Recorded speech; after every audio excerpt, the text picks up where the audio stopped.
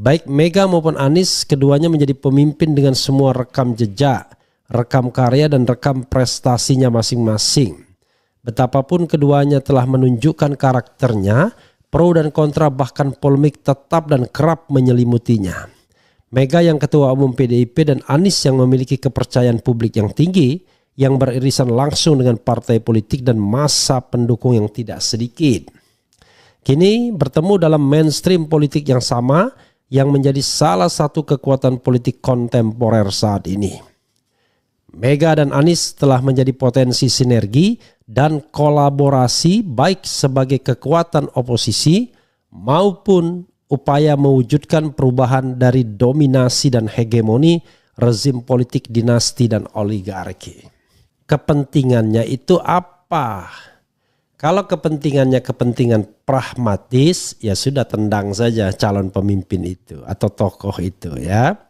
Tapi kalau kepentingannya adalah kepentingan ideologis dan minimal strategis, maka menurut saya ya kita harus melihatnya sebagai sebuah peta jalan alternatif. Sekarang sudah ada jalan istana yang ditempuh oleh Prabowo. Dia tempuh jalan istana tersebut ya sejak 2019 yang lalu.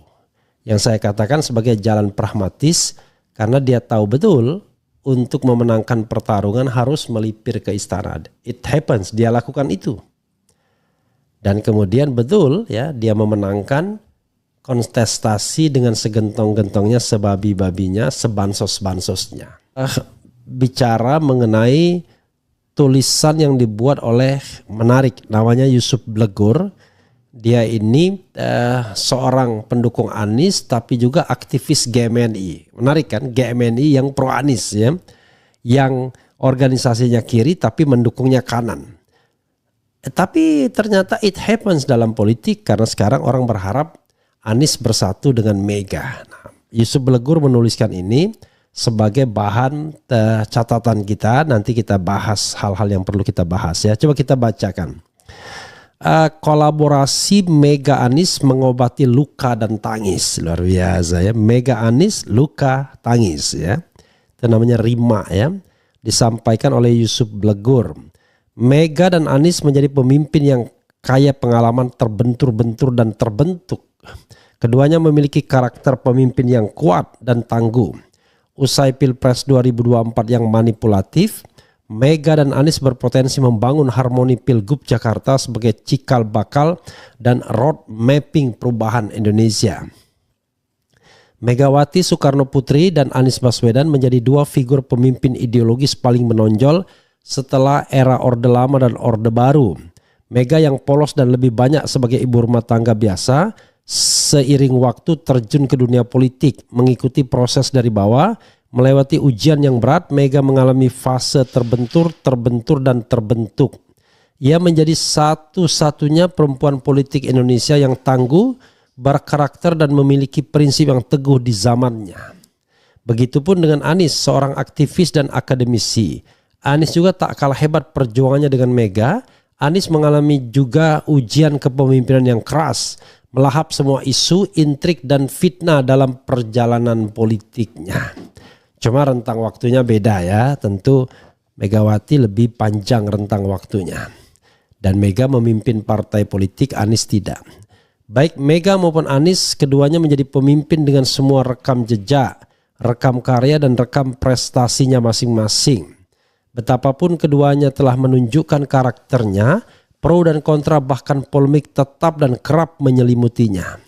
Mega yang ketua umum PDIP dan Anies yang memiliki kepercayaan publik yang tinggi, yang beririsan langsung dengan partai politik dan massa pendukung yang tidak sedikit.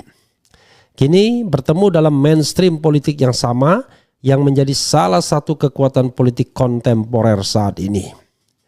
Mega dan Anies telah menjadi potensi sinergi dan kolaborasi baik sebagai kekuatan oposisi maupun upaya mewujudkan perubahan dari dominasi dan hegemoni rezim politik dinasti dan oligarki. Akankah bertemunya Mega dan Anies pada keinginan, semangat dan gerakan progresif memperbaiki distorsi penyelenggara negara selama ini menjadi koalisi strategis dan harapan rakyat menyelamatkan NKRI. Pengalaman dalam birokrasi dan sebagai politisi kedua pemimpin masa rakyat itu memungkinkan keduanya membangun politik keberadaban yang menjamin manifestasi konstitusi dan demokrasi di Indonesia dalam keseharian hidup rakyat ke depannya. Harus ada yang membuat trigger dan menjadi fasilitator Mega dan Anies yang memiliki kelayakan pemimpin gerakan people power sebagai solusi kebuntuan konstitusi tirani dan pseudo demokrasi. Ya. Harus ada yang mempertemukan, melakukan konsolidasi dan harmoni antara Mega dan Anies untuk mengembalikan cita-cita proklamasi Indonesia dan keinginan para pendiri bangsa. Harus ada yang meyakinkan Mega dan Anies untuk bersatu, menghapus luka dan tangis rakyat, negara dan bangsa Indonesia. Jika kedua terah pahlawan nasional bersatu melampaui lintas ideologi dan aliran politik, maka Mega dan Anies menjadi kombinasi kekuatan nasionalis religius dan religius nasionalis yang akan memandu perubahan Indonesia.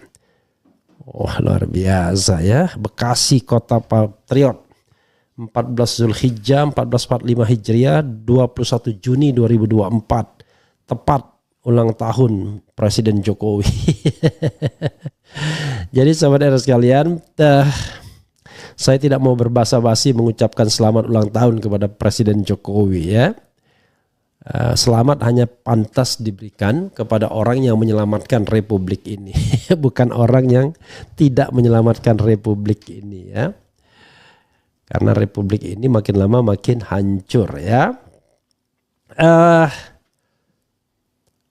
Sahabat era sekalian, coba kita lihat ya.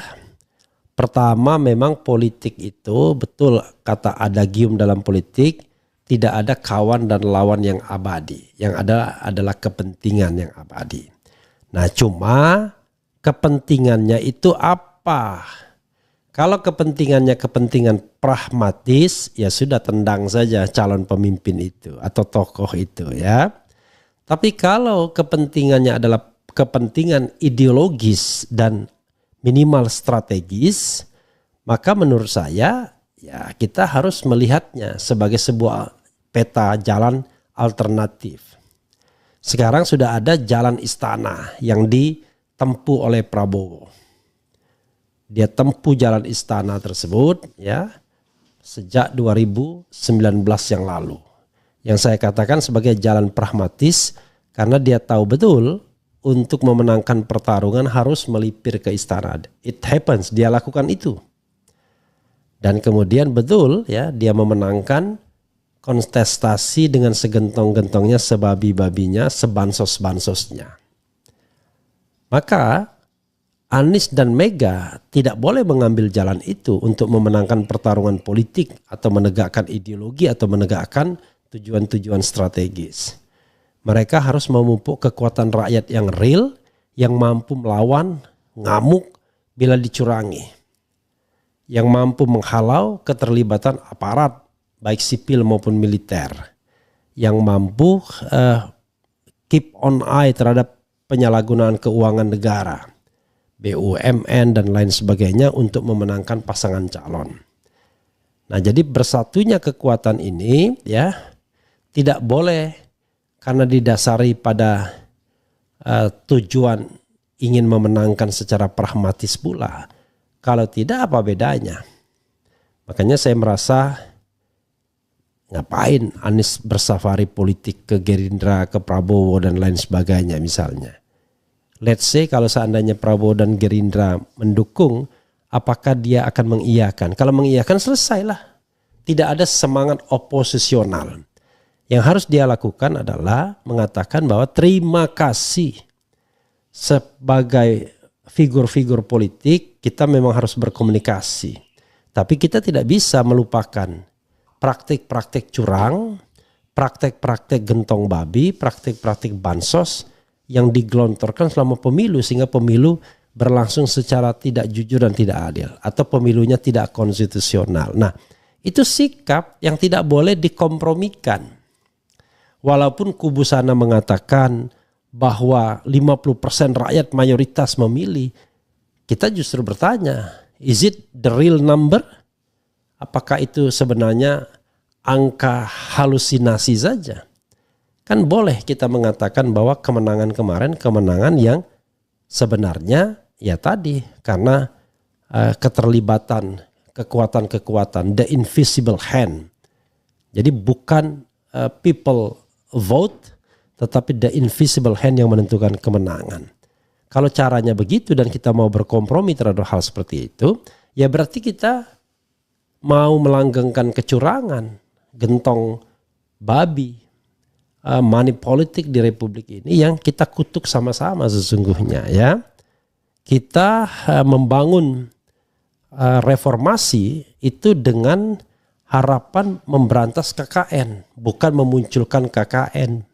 Nah sekarang pejabat-pejabat publik KKN semua. Tidak ada lagi pejabat publik yang kemudian kita bisa percaya sebagai penghulu dalam pemberantasan KKN. Ya, saya tidak tahu apa yang dimaksud dengan konsep korupsi misalnya Prabowo Subianto. Belum apa-apa, orang-orang partainya sudah menggerakkan kepala-kepala desa sebagai contoh yang kemarin kita tampilkan di Pati misalnya untuk mendukung kader-kader Gerindra atau calon-calon Gerindra. Apakah ini yang dinamakan pemberantasan korupsi? Jangan lupa, korupsi itu punya saudara kembar, punya saudara kandung yang bernama kolusi dan nepotisme. Jadi kalau Anda melakukan korupsi, kolusi dan nepotisme, ya maka tidak bisa Anda diharapkan memberantas korupsi. Karena itu satu saudara kandung. Bagaimana Anda memberantas korupsi kalau Anda kemudian membiarkan kolusi dan nepotisme? Itu soalnya ya. Sahabat sekalian, sekali lagi ya, ini harapan dari seorang yang punya latar belakang GMNI, ya, aktivis GMNI yang pro ke kanan. Dan akhirnya saya kira dalam diri seorang Blegur ya tidak ada lagi dilema kalau seandainya Anies itu bersatu dengan Mega. Arus Anies bersatu dengan arus Megawati. Sebagian mungkin menganggapnya dilema tapi mungkin tidak untuk Yusuf Blegur. Karena itu kita nantikan siapa yang akan mengusung dan mendukung Anies Baswedan dalam Pilkada DKI 2024. Saya terus terang ya hanya berharap bahwa terjadi pertarungan yang genuine. Tapi kalau kubu sana ingin gentong babi, ada perlawanan dari rakyat. Ya, bila perlu geruduk KPU, geruduk Bawaslu yang kita tahu bahwa cengar-cengir kalau lihat ketua Bawaslunya seolah-olah tidak merasa ada yang penting untuk diselamatkan dalam pemilu ini. Padahal harusnya gelisah ya. Banyaknya politik gentong babi, banyaknya politik bansos, banyaknya politik money politics ya. Harusnya itu menjadi kegelisahan bagi orang-orang yang mengisi di jabatan penyelenggara pemilu. Tapi tidak. Ada putusan Mahkamah Agung misalnya yang mengaduk-ngaduk, mengacak-ngacak PKPU. Malah senang. Tidak ada